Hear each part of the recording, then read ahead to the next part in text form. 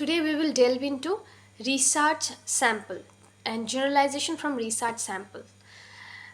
What problem lies in generalization from research sample? There are certain uh, factors about which we need to be uh, conscious while making generalization from research findings. So researchers use research finding or a research sample to support generalization. Generalization is basically a claim about events in general. Um, so, a scientific research um, uh, involves people and events in observation, and the selection of people and events in scientific observation and experimentation is called research sampling.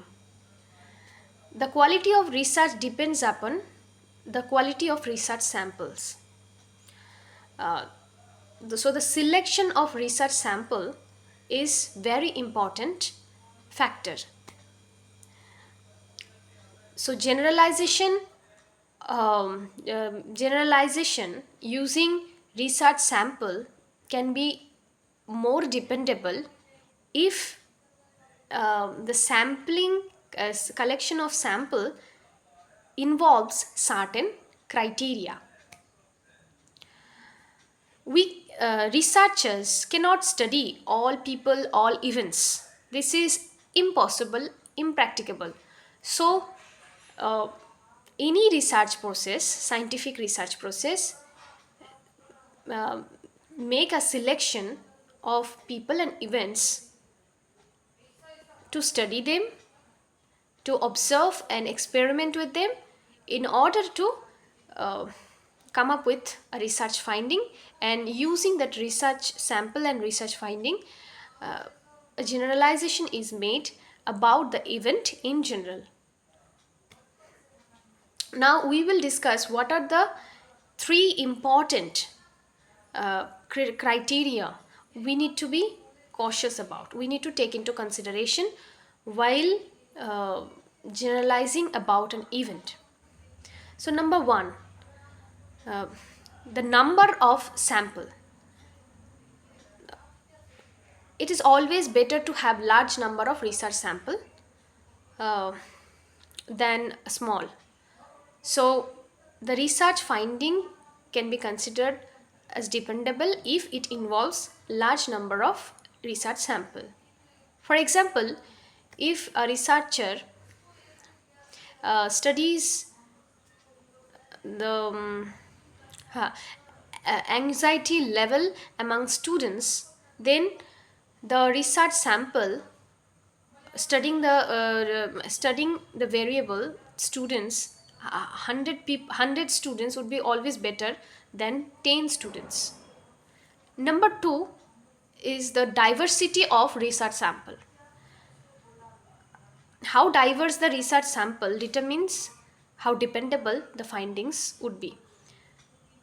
So for example, if a research study conducts a research about the financial condition of women, then if it should involve women as research sample from different social strata, like from rural to suburban, semi-urban, suburban, and uh, cosmopolitan.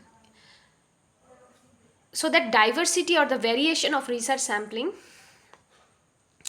uh, these help to make generalization dependable. Number 3, how random the research samples are. The more random the research sample, the more dependable the generalization is. So the research sample, for example, about divorce rate in urban cities. So if researchers are studying about the divorce rate in urban cities, then it should study uh, random samples. All right. So from different country, the researcher should choose samples from different countries in order to ensure randomness of the research sampling process. So now one common problem with general research generalization, one common problem with generalization from research sample is that the communicators overgeneralize from the research sample, mm, because they pay less attention to the limits of sampling. Okay, so the sampling is always has sampling research sampling always have limitation,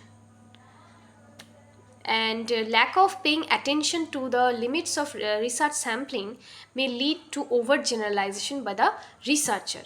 For example, uh, financial condition of women nationwide is very poor because the ABC University conducted a research to study women's financial condition, and out of 300 women, 70% women uh, belongs to um, belongs to that below the poverty line. Okay, here the fallacy, the argument is fallacious, and the fallacy is called hasty generalization. Why? Because the ABC University conducted a research to study women's financial condition, and their research sampling contain only 300. Within a country, they selected 300 women to study their financial condition, and out of which their finding is 70% belongs to below the poverty line. And based on this research sample and research finding, they made generalization about the overall about women's condition nationwide. So this is obviously an example of overgeneralization by researcher who are studying about the women's financial condition. So we have to always remember that we need to generalize only to people and events that are like those we have studied in the research. So we need to always keep in mind the important factor while making generalization about people and events. What is that? We need to we need to generalize only to people and events that are like the people and events which have been studied in the research. So these are these are the approaches that a critical thinker should have while dealing with generalization from research sample.